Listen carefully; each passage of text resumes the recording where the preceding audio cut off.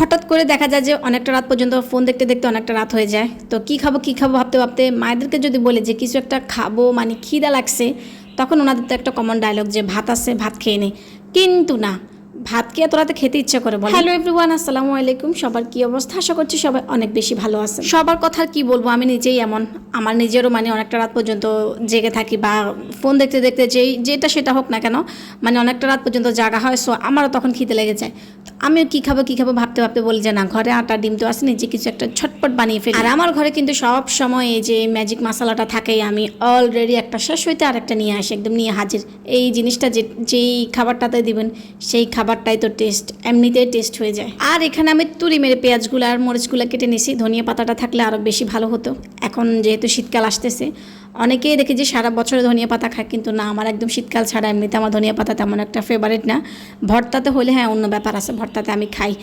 যাই হোক, এখন ভিডিওটা একটু একটু দেখে সবাই বলবে যে এটা তো তুমি মোগলাই পরোটা বানাচ্ছ। আসলেই আমি মোগলাই পরোটা বানাচ্ছি, আমি আমার মতো করে বানাচ্ছি, নিজে বানিয়ে তারপর নিজে খেয়ে একদম নিজেই ফিদা হয়ে গেছি। আমি বরাবরই সবসময় নিজেই চেষ্টা করে যে নিজে কিছু একটা বানাই, নিজে খাবো।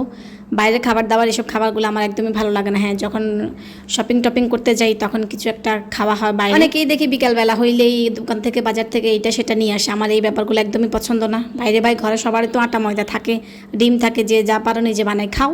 দেখবে এটা একদম নিজে বানানোটা একদম স্বাস্থ্যসম্মত, কোনো সমস্যা হয় না। একটু কষ্ট হয় বানাইতে, বাট খেতে কিন্তু টেস্টটা কিন্তু দারুণ হয়। আর এখানে আমার রুটির গোলাটা একদম গোল হয় নাই, কিন্তু আমি রুটিটা কিন্তু মাশাআল্লাহ খুব ভালোভাবে বানাইতে পারি। সো ফোনটা ধরার কারণে রুটির গোলাটা একদম সুন্দরভাবে গোল টোল হয় নাই আর কি। যাই হোক, নিজে খাবো, নিজে একটু যেভাবে হোক ম্যানেজ করে নিছি আর কি। আমার বাজারে এই যে মোগলাই পরোটাগুলো বিক্রি করে আমার একদমই ভালো লাগলে, আমি সত্যিই বলতেছি যে এটা আমি একটু বাড়াই বলতেছি না। বাইরের যে মোগলাই, তারপরে ডাল পুরি, এমনি পুরি, তারপর হচ্ছে ওই গুলগুলা, এই সব যে খাবারগুলো আছে আমার এগুলো একদমই, আমি নিজে কিনিও না। তারপর আমি বাইরে থেকে এইসব খাবারগুলো একদমই আনিও না, নিজেও খাই না।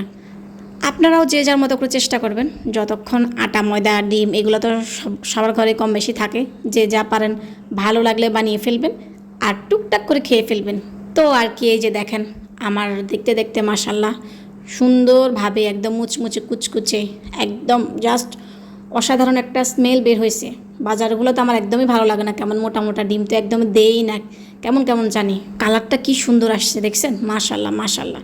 একদম আটা লবণ একটুখানি তেল দিয়ে ডোটা করে ফেলি ঠান্ডা পানি দিয়ে, তারপর দেখেন ভিতরটা একদম পুরপুরে হয়েছে, এত মজা হয়েছে। মানে আমি আমার বন্ধুদেরকে ছবিটা পাঠাইছিলাম, বলতেছি যে দেখো নিজে বানাই, নিজে খেয়ে নিজে প্রশংসা করতেছি, কারণ এত পরিমাণ মজা হয়েছিল যে প্রশংসা নিজে না করেও পারতেছিলাম না।